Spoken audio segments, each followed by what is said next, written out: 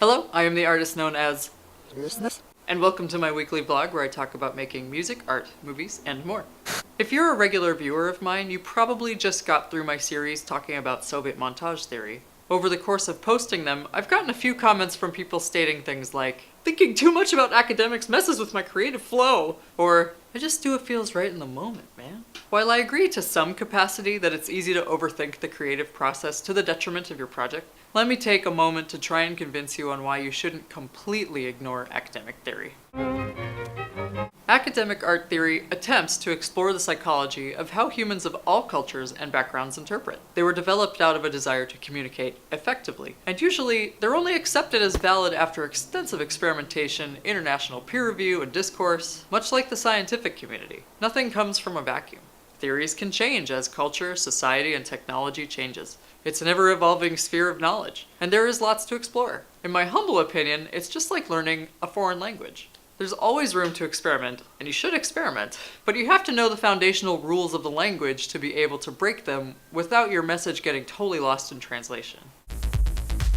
Once you have your foundation, you can do more specific research. A place I like to start is to figure out who your audience is. Who's the story for? How will they interpret it? Someone growing up in a poor town in a third world country is going to interpret things differently than an upper class person in North America. And I'm talking about more than just spoken and written languages. Colors, symbols, and figures have different meanings to different cultures. Once you know your audience, you can assess which theory would give you the best approach to use to convey your message effectively. Marketers understand this concept completely. It's what makes them great at selling products.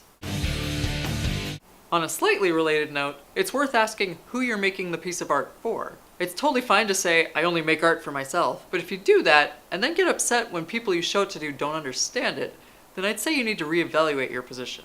There is absolutely nothing wrong with making art for yourself. Art is self-expression. You should make art for yourself. But part of being able to express yourself is actually being heard. How can others hear you and understand you if you're not even attempting to speak their language? So who do you make your art for? How do you make sure that your message is getting across in the way that you expect it to? Let me know in a comment below. Thanks for watching. Hit that thumbs up button below. It helps me more than you know. And join the Uncensored by subscribing to my YouTube channel, my newsletter, or by following me on Facebook, Twitter, and Instagram. If you never want to miss a video, be sure to click the little notification bell icon too. Thank you so much again. I will see you next week.